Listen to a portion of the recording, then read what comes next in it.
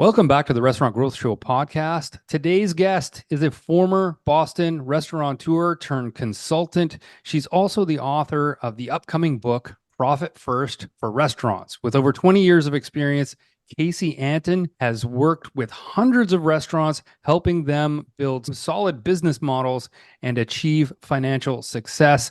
She's here to share her insights on knowing when not to grow, which is kind of the opposite of the purpose of this show. So we're curious about those opinions, helping you understand your business models and the importance of focusing on current operations before expansion.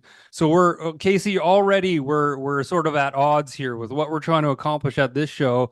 And then your opinion of telling our restaurants not to grow. Kasey, welcome to the show.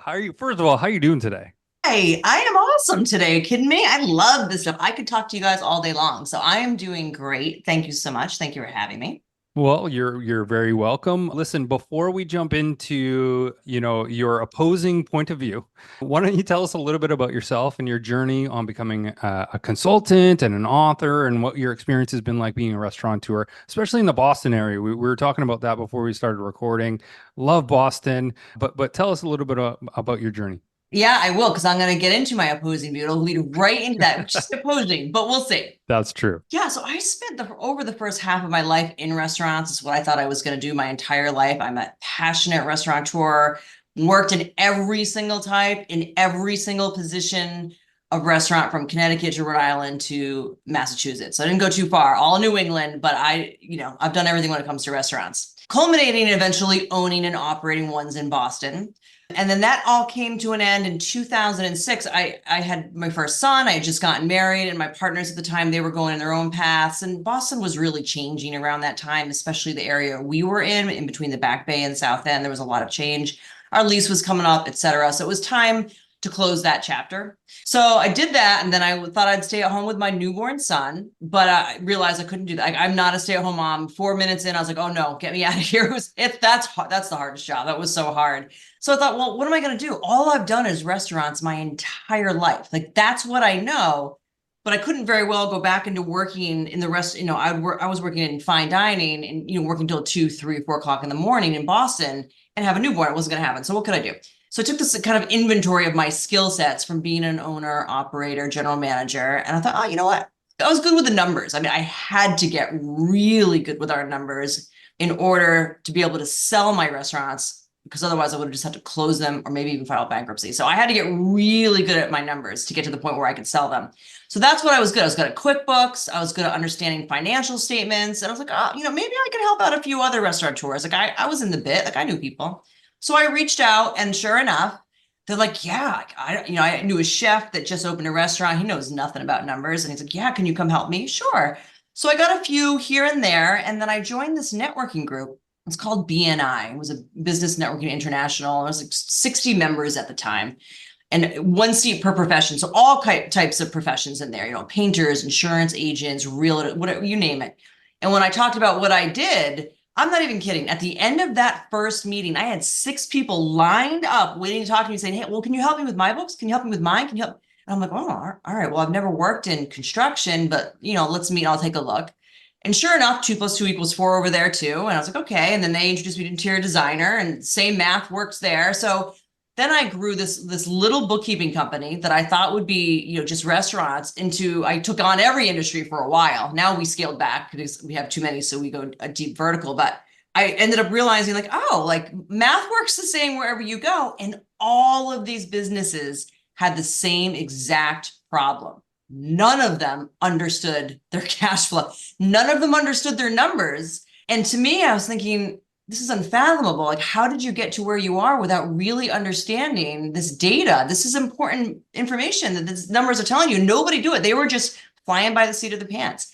And that is kind of what small business is about, that I'm learning. Is why we have here at Spark so much work, because businesses just don't do that. They do what they do. They sell what they sell. They make what they make. They're great at that. But when it comes to actually understanding the numbers, it's usually what gets them in trouble. So that's where we come in. So we'll do, bookkeeping and accounting, and the consulting part really comes from, hey, grab you by the collar and I'm going to make you understand what these mean, because this is important stuff and you're going to dig yourself a grave if we don't get out of it. Or let's expand and open 10 more of these because you have a unicorn. So to wrap that up, when it comes to like us, our opposing views, which I kind of cringe, but I mean, you're right. I did pitch that to you when I asked to be on your show. Like, let's talk about the other end of that. I am not against growth by any means. As a matter of fact, one of the qualifying factors when we bring on a new client here is that they need to be in a growth mindset. We want to help people like knock it out of the park and build the business of their dreams. That's what we do. So growth is important. The problem is people want to do that and not really know what that means and aren't ready for it. And so that's when we have to dial them back and be like, no, this is going to hurt you, not help you. Let's fix this first and then move forward. So we spend a lot of time doing that. Yeah, that makes a lot of sense. And, obviously what I'm trying to do here is I'm trying to create conflict because what drama, it sells clicks, right? Good. But obviously, no, we're speaking the same language here. And I think really what you're talking about is, well, okay, you want to grow your business, yes, but let's not turn a blind eye to all of the fundamentals of running a business. Let's shine some light on those. Okay, you haven't looked at your books in a very long time, yet you want to open up a second location. Probably not a great idea. So I imagine that's more of your approach as opposed to saying, don't grow your business, right? So now obviously you really sort of illuminated your approach, but when you're saying to restaurants and when not to grow, what indicators, what KPIs tell you that a restaurant isn't ready to expand? Yeah, I love this question. I hope everyone listen up to this. This is really important.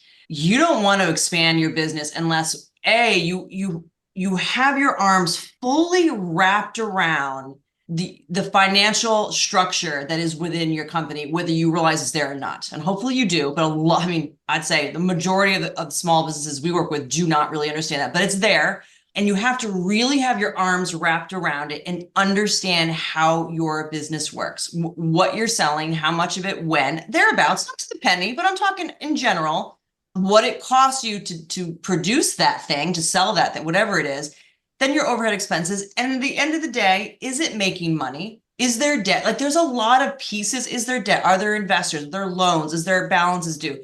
That's what I mean by wrapping your arm around it. And in really one shot, which, would be your balance sheet, if you just need to understand some simple things about it, is this a strong, viable business? And one indicator, because I was thinking about this question earlier today, of that I recently have been advising some new clients on is if you're thinking like, oh, we're busy, things are going well, I really feel like I want to expand. Just do this one thing for me. Go into your balance sheet. Let's assume it's right. Hopefully it is. Let's assume it's right. And if you go down to that bottom half, the liabilities and equity section, and if you add up your AP, so if you got some bills and you run, accounts payable. So if you add up that balance, your AP balance, if you got some credit cards you're using, okay, so add up your balances on your credit cards and maybe some short-term debt, like that highly expensive, stupid debt that a lot of people do, right? So add those up.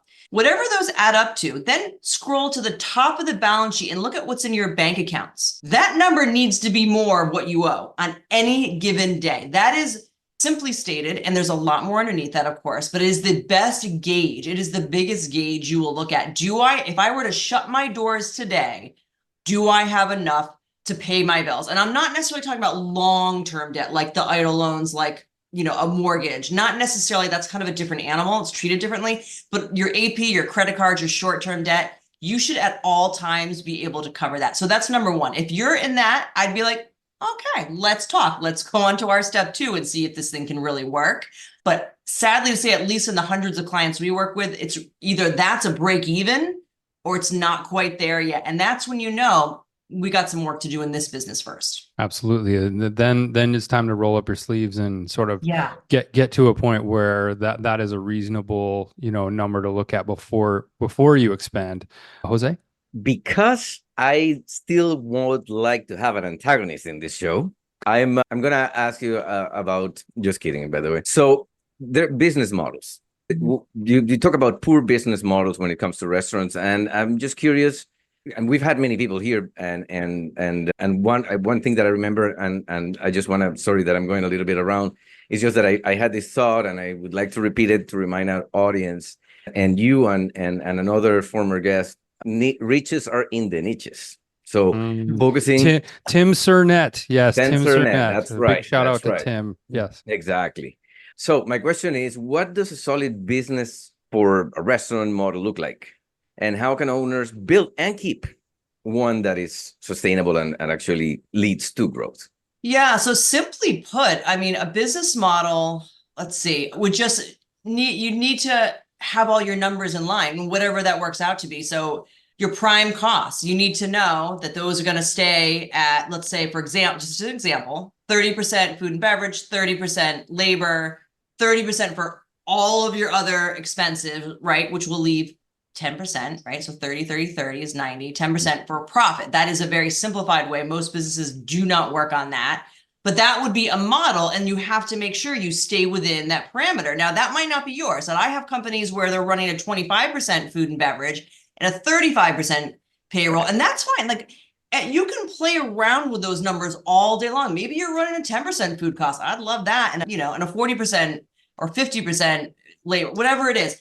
The model is in those percentages, because at the end of the day, there needs to be a profit number. And because it's not because those are bragging rights or the owner gets to buy a private jet or whatever. Like, that's not what profit is. Like, profit serves so many mandatory reasons in a business. I mean, it's the only way that you can pay any debt that you have, whether it's a credit card balance, an idle loan, any loan.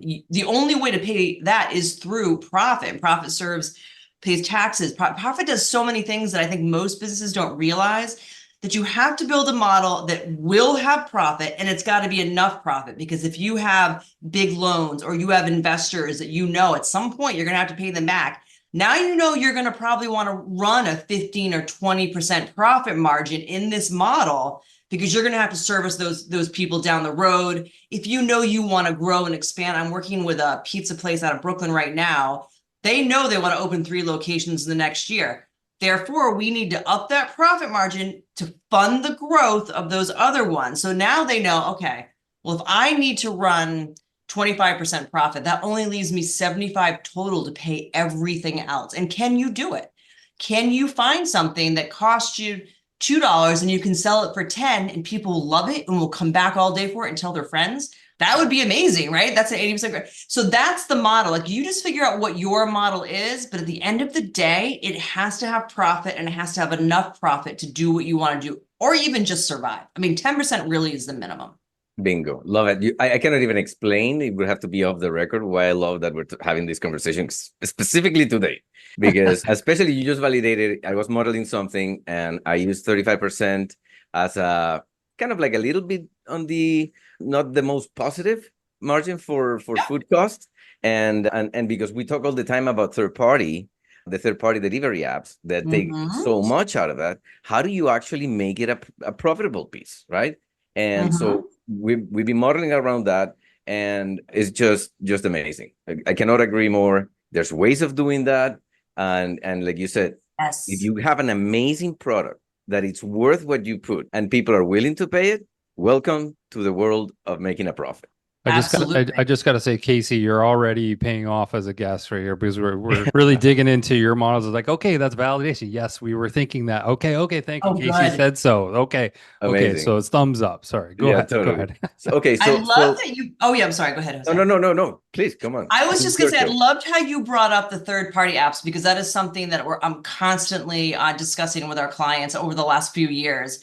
And I've seen it go from insane amounts, and they seem to be coming down a bit depending on, if you're willing to give your firstborn to DoorDash or not. It's coming down a little bit, but overall, it's still an expense that nobody really had before COVID, right? So that's exactly why I'm having these business model conversations all the time. Even though I wrote about it in my book before all this happened, I'm having these conversations that, okay, at the end of the day, you're going to end up paying DoorDash or whoever. I don't mean to pick on DoorDash, but whatever, 8%. That's 8% that you don't have in profit anyway to take it out of your profit. So we need to find it somewhere else.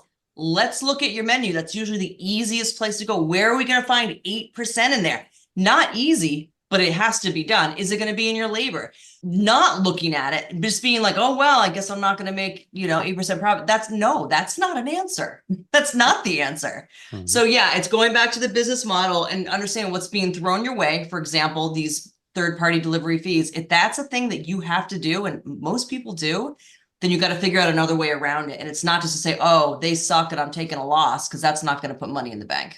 Right.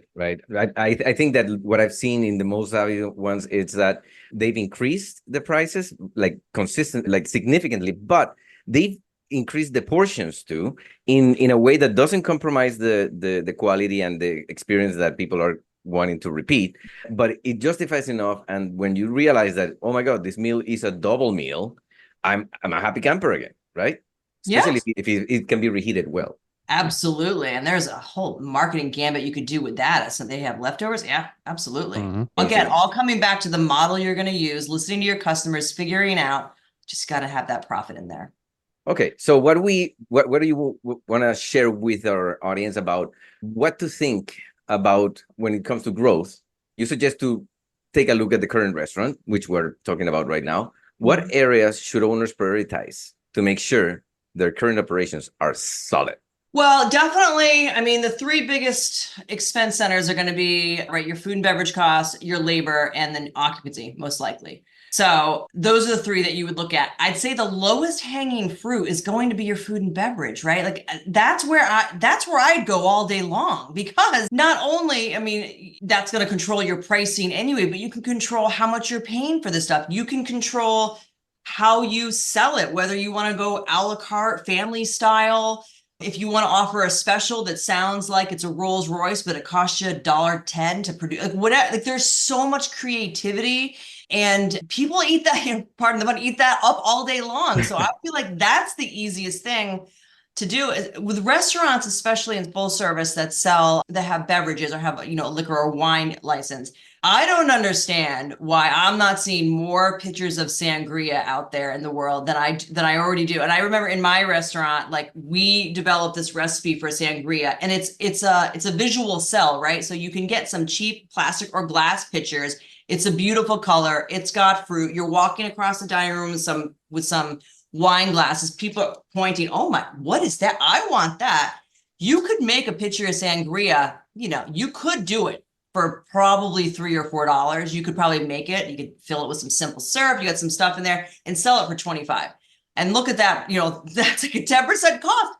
And you can do it, and people will still be super happy and love it and feel like they're celebrating and they're clinging their glasses together. They've got an orange, some cherries, like all day long. Like that's just one example, but there's so many ways to do that I feel like that's the number one place I would make sure I would know if I'm a restaurant owner and I need to make some more money. I need to cut costs, whatever. I'm going to go there first. I'm going to listen to what my clients are saying they love about this place, what they don't, what they want more of. I'm going to listen to them. I'm going to redo my menu maybe, or just make some tweaks to it. I'm going to do all of those things. And then that would be where I go. I feel like that's the easiest and the fun place to go. It's creativity and all that. Secondly would be labor, because I feel like that's obviously another big cost center, and it's an emotional one.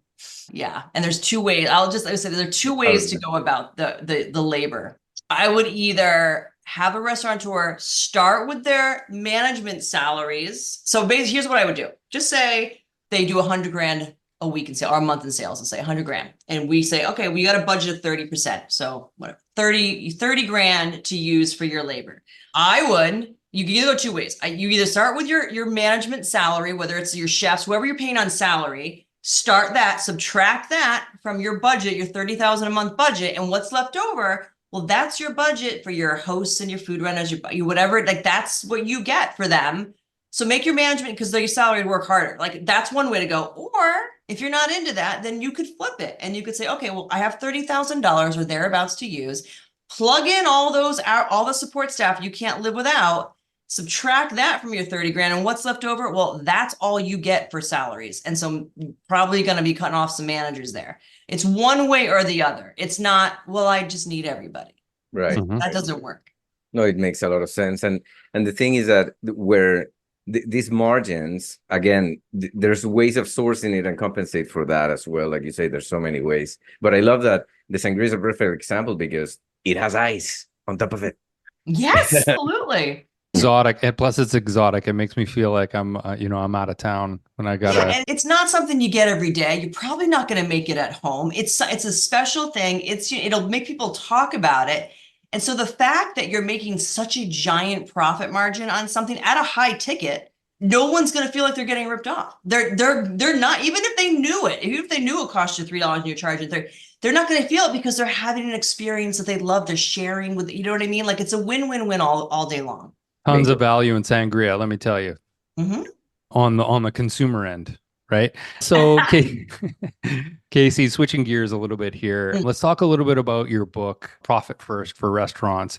It introduces a financial system. Can you give us a brief overview? Give us an idea of the Profit First system and its benefits for restaurants. I sure can. It's amazing. So everything that of course I'm going to say that, but it truly is. Are you So- not biased though? I know, right? It probably sounds terrible, No. but I've seen it in action. Like I know it works. So to simplify as much as I can, everything that we've just talked about up to this point about a business model. So for example, and I just said, maybe it's 30% food and beverage, 30% labor, and 30% your operating expenses and 10% profit. Let's just go simple that way. Mhm.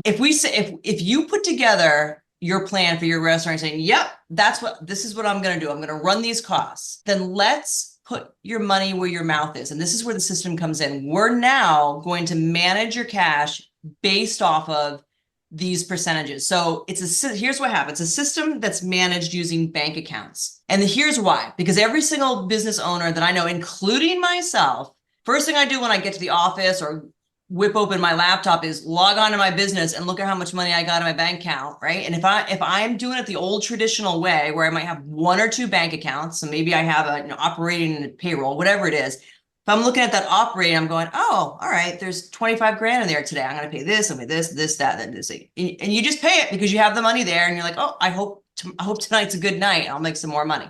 And then you do it over and over again.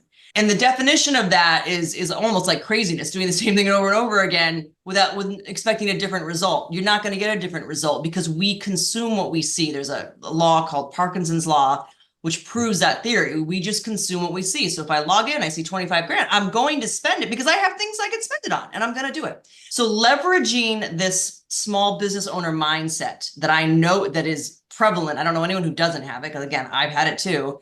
So instead of logging into your bank account and looking at one or two, you're going to log in and you're going to see a bunch of bank accounts and we're going to nickname them all. So you're going to know exactly what their job is. So what happens is this, just say I'm going to go real simple first. We'll just have 5 accounts. This is a basic system. The first one is called income. And I'm going to have all of my sales, my credit card sales, if there's cash sales, third party sales, whatever, those all going to dump into this income account. It's going to hopefully get nice and big, right? And then every week, or whenever you want, but let's just say, I'm going to say every week I'm going to log in.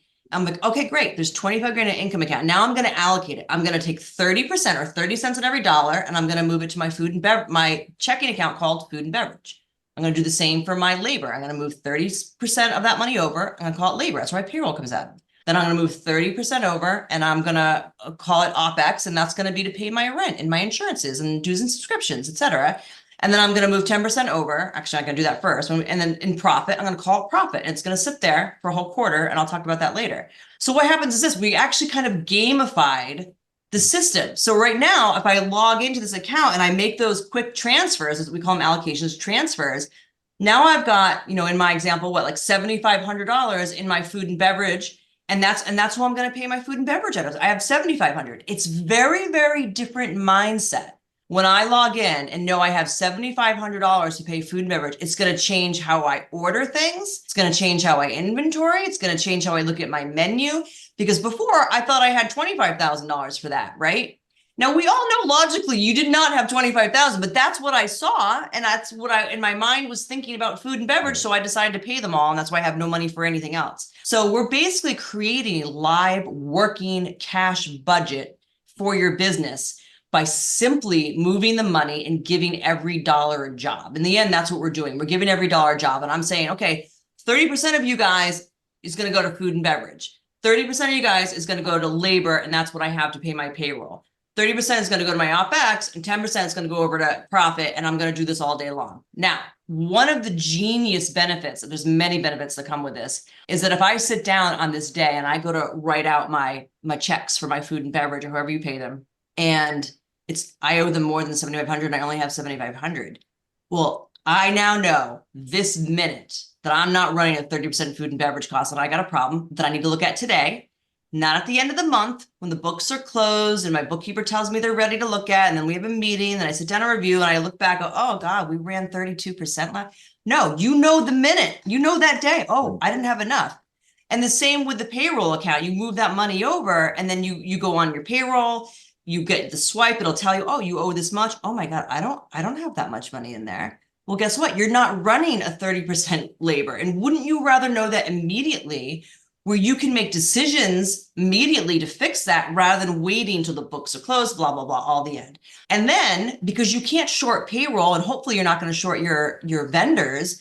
So now you have this profit account and that's what profit does, right? It covers debt, it covers lots of sins. But now you're going to consciously make that decision. Oh, I got to move 3,000 out of profit to cover this. And the act of doing that, the act of actually like going in and moving that money out of your profit that you were so happy to put in there, it just changes the way you see your business, the way you operate, the way you think about your business, because it just becomes like a game, but a positive game, like a really good one where you're like, okay, now I'm going to look at ways to really streamline, simplify. It's going to make your business so much better because now you're forced to really look at the important things and every single dollar that comes in. And so we've been doing this. We've been implementing this system for about 7 or 8 years now in all types of businesses, including restaurants. And it literally, the transformation is just unbelievable, including in my own business as well. It's unbelievable. And it's not just because of having that budget, and it's just the mindset that happens. And then when you're so focused on making your business better so that it can align with your model, that energy or whatever it is, that seeps into your employees. It just gets better. It seeps out there. Now you have more sales than you've ever dreamed of because people are just feeling like this is the place to go. This place rocks. I mean, it's taking the guesswork out of, your expenses and managing your books. And, I'm as guilty as anyone, especially all the SMEs out there, is ballparking. I've got around this much to spend on this and I'm comfortable. I'll allocate this much. But no, this system is really fantastic where you're specifically allocating in real time. And when you're taking money out of that profit account, oh my goodness, it's literally taking money out of your pocket, and so now you're going to make these incremental changes to your operations or to, labor, like you said, and, shave an hour here and there, maybe instead of dropping a complete shift or having to let someone go. So no, I really love that. Go ahead, Jose. I think I had a mini jaw drop. I was just like, amazing. Love it. Especially that board said, oh, taking the game out. No, it's putting the game in. And I think that is brilliant. That experience of like, oh my God, my profits. Every time you pull something out of that, it's like it's bye-bye Europe vacation, right? So now you work with many clients. Clearly, you know what you're doing and come up with really powerful solutions. Can you share a success story? Like where a restaurant followed your advice, improved operations, and grew successfully? Oh God, yes, I love those. I was actually thinking about this. I think in my book, I wrote 6 different case studies of 6 different restaurants. I want to say, I have to remember that. One of them has a sad story, and I don't know if maybe I will share that one here. But then, so I'll start with a real positive. I mean, most of them are going to be positive anyway. But there was it's like an Irish bar, sports bar. They're in New York. A big bar. They were doing big sales too. They were, having $200,000, $300,000 months, big sales. Lots of investors in this group, but nobody was managing the cash at all. And also, oftentimes when you have a lot of investors, especially if they're local and they want to come and they want to sign their checks, and then it's every night's a party with free rounds of drinks. Like it can get out of control, and it certainly did with this place. So while they were bringing in tons of money, it was all going right back out the door and then some. And as like a typical owner, these guys were like, I don't get it. Where is it going? And I have no idea. So like, all right, give me these books. Let's figure out, first of all, we got to figure out what's going on. So, first of all, we get in there and we straighten out, make sure the books are accurate. And then we could see their money was just flying out the door. Anyone that had their hand out, they were just paying them without really thinking about it, because there was always just like such cash flow coming in. It was just going out just as fast. They couldn't figure out how to keep it. So when we got in there and we implemented profit first for them, we were just being a lot stricter about where the money was going, and, you know, giving them, like I said, those live working budgets. There was a little bit, and I want to say like maybe just the first couple of months where was going well. And they're like, oh my God, there's profit, there's owner's pay. Like, you know, because there's other accounts. I didn't get into all of them because it would be a long conversation, but there's other things they're excited about. But then all of a sudden they had a bad week, let's say. Because I'm sure some of your listeners might be thinking, oh, but what if, you know, my sales are dead? Like it's the 4th of July and nobody's in the city. So yeah, exactly. Like there will be down weeks. Of course, maybe there's a snowstorm, whatever, right? You're gonna have a bad week. So how do you deal with a bad week now? You probably don't know how, because you probably just figure it out, right? But you don't know how. But now you have this profit account, and now you know exactly how much you can take out of this profit account to cover that bad week. And you better believe you're going to work your ass off to try and replace that profit, because that's just what happens. But in this restaurant, so that's what was happening with this bar. And it happened for the first couple of months where things were going along, and all of a sudden there wasn't enough in the OpEx account to pay, you know, something. It wasn't their rent, it was probably an insurance, or more in their food account, like there's not enough. I'm like, okay, well, let's look what's going on. So we deep dive into it, figured out, we did a menu costing for them. And it was their number one selling item was a special burger, the specialty burger. There was like everything in the kitchen sink was on this burger. So we priced it out. And the burger, I think, cost them to produce it, cost them like around like $8.90 all in. And they were selling it for like $16. And what we were talking about, that was over 50%. And it was their number one seller. And they happened to sell a lot of it during this period. I don't know if they were running a special. So that completely tilted the scales right there. They were just thinking like, oh, it's a burger, and oh, the ground beef is like, you know, $2.99 a pound. Great, let's sell it for this. Like without actually, no, there's bacon, there's an egg, there's, you know, we had a, you know, you go through and you add up everything, and it adds up before you know it, right? So we were at like, no, it's costing you almost $9 to put this thing on the table, and you're really charging 16. So the only reason why we even looked at it is because we implemented the system. We had a week. We're like, wait, why isn't there enough money? Oh, it's in this account and there's not enough food. Why not? What happened to the food? Let's go to your POS. Let's see what's sold. This was a big seller. Okay, let's take this out. Let's figure out what's on this. And so that whole, they never would have done that exercise, or we didn't even think to go there without the system percolating it right up to the top. And that's, again, one example. There's been many. So after a couple of those over the first 2 or 3 months, then it was smooth sailing, because, you know, money's flowing in every week, and every Monday we'd log in and we'd allocate their money for them, and we would do it again and again. So after the first 2 or 3 months, it was like they were making more money. They were keeping more money than they ever had before. And now they are opening other locations. And more importantly, though, they're not literally pulling their hair out like they used to, because they just didn't know, where's the money going? I don't know where it goes. Like that's the most common stress we see and feel and hear all the time. And this takes that out of the equation, because you know exactly where it's going. You know where the leak is, you know how to plug it up, or you can get help to help you plug it up. And then once you do, it just starts. It's literally, and I think I was looking for my book. That's the subtitle of my book. It's like you turn your cash eating restaurant into a money making machine. And it does. When you implement the system, your business becomes a money making machine. It does. And that's what, I have a lot of it. I have so many examples. Wow. So, okay. That makes me think that sometimes they forget that, or they don't see, like you were saying, that sometimes, or most of the times from what I've seen, is that the top 20% performer items in the menu bring like 80, 60, 70% of the revenue. So it's like, how costly was it for them to do that? Incredible. Another example? One more?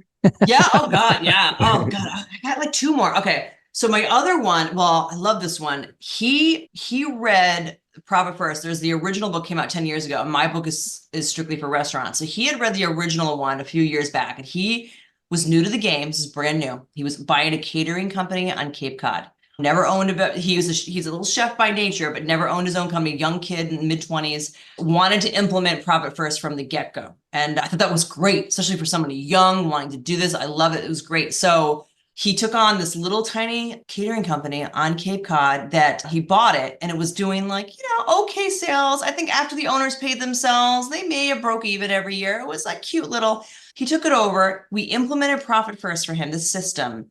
And not only did this kid, I don't know how little kid, not only did he make over $250,000 himself the first year, his sales he did, I want to say like 2.6 million that first year. He bought it from a company that was barely breaking $1 million. Wow. So, and I'm not saying the system is entirely responsible for that, but it absolutely helps. So not only did he start off on the right foot, he just knew he kept his food costs always in line or bettered it. Because when I had mentioned it gamifies it, it's kind of like when there's a balance left over after you paid all those food vendors, you're like, oh, how high can I keep that balance up? So you start really looking for ways, because you can do a true up at some point. We do this a lot, usually with a payroll account or something. We'll do a true up like after like 6 months or maybe a year. We'll say, you've been rocking a 30 grand balance in there month after month. We don't need. Let's evaluate. Can we take? Yeah, I think it's safe. Let's take the money out of there. And that money, where's that money go?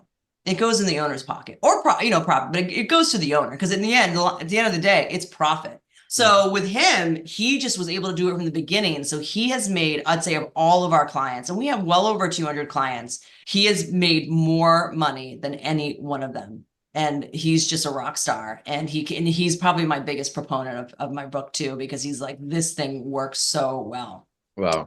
Yeah. So that was good. I'm gonna tell you one more, because this is my beware one. I just feel like it's important. And it's so funny because I get feedback usually through Instagram Messenger from people all over the world. The book is in all different countries, which is so fun. I didn't even realize how, Amazon, it's all Amazon.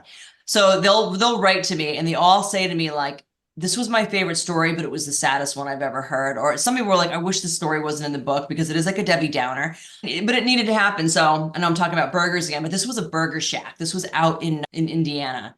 And this guy, loved his little restaurant, but was so in debt to everybody, everything, every type of loan that comes in the mail or whatever, he signed up for. Like, he was so in debt and he couldn't figure it out. So in the end with him, he really wanted to implement profit first. And it's dangerous to do that if you don't have a grasp on what your business model is. But he had already opened the account. He was insistent. I said, all right, well, we'll do it. We're going to do it in a conservative way while we're also cleaning up your books and trying to figure out what's going on here. So as we were running Profit First, at the same time trying to clean up his very, very messy books, he was constantly short all over. He'd never had enough money to pay anything. And come to find out, his burger cost, his food cost was probably about 85%. And he had no idea. And he'd been running that way. I think his burgers cost him like $5 to produce, and he was selling them for like $7.95. It was like a college town, like $7.50. He had no idea. He just knew kids liked his burgers. He was selling them. There was money in the bank usually, and he would just backfill it with debt, figuring at some point things are going to turn around. I don't know when, but maybe at some point it's all going to turn around. And in the end, after Profit First immediately bubbled to the surface, your problem is this food cost and your problem is labor, which was easier to fix in this case. But we figured that out and we drilled into it. We saw immediately like, oh my God, like not only, and he had to close, like he had to, because there was no way to dig out of that. He's not going to triple his burger prices. He's not going to make a burger for much less than $5. And he was already $500,000 in debt at a restaurant that barely does $200,000 a year in sales. Like there was no end game for this guy, and it was terrible. And I had to be the one to say that. And he, didn't love it at first, but after 30 days and he ended up closing it, he came back to me, say 3 or 4 months after, and thanked me. And now I think he's like a health coach or a life coach or something, but he was just like, I would have just kept doing that. And he would have, been buried in debt. So it was a sad story. But like, again, he would have kept doing that over and over and over again had we not implemented Profit First, which immediately showed us what the issue was. We said it before and we'll say it again. The riches are in the niches. Thanks to Tim Cernett for that great quote that we'll never, ever stop using. It just makes so much sense. We really need, as business owners, to take a magnifying glass to everything that we're doing and really open up the books. And Kasey is a perfect example of someone that can help you do that. That's all the time we have for this episode today. Kasey, now's your time to plug away. Where can people connect with you? What's your platform of choice? My God, amazing. Okay. So I would love for people, if they're interested in any of the services, bookkeeping, accounting, consulting, sparkbusinessconsulting.com. That's Spark as in spark plug. So it's singular, sparkbusinessconsulting.com. from that website, we have all the services, the clients we work with, blogs, so much fun stuff. We update it all the time. On right through there, you can get to profitfirst4restaurants.com. That's profitfirst, the number 4restaurants.com, where you can buy the book, the workbook. I also have free tools that I talk about in the book, but you could just download all the free tools, including being able to implement Profit First yourself. You can do the system yourself. And the book is written to be like a textbook. Like you can go ahead and do it yourself. Some people like a guide and to help them do it, like go into the gym. You might want a trainer, you might not. So that's what we're here for. But the book, Profit First Restaurants, it is sold on Amazon. It was a #1 bestseller when it first came out. So it came out a year ago. So it's there. And yeah, and we're on all the social media channels, but I would start with the website or the book first. Fantastic. Speaking of plugs, this podcast is sponsored by Dine Pricing, real-time restaurant profitability. Dine Pricing uses artificial intelligence to improve restaurant profitability by dynamically updating menus across digital channels like Uber Eats, DoorDash, and Grubhub. Again, that's all the time we have for this episode. Thanks to Kasey for joining us. Until next week, say goodbye, Jose. Profit first. Profit first. Profit first. That's right. Goodbye, Kasey. Jose. Sometimes he takes his time with saying goodbye. But Kasey, that was fantastic. Thank you so much for coming on the show.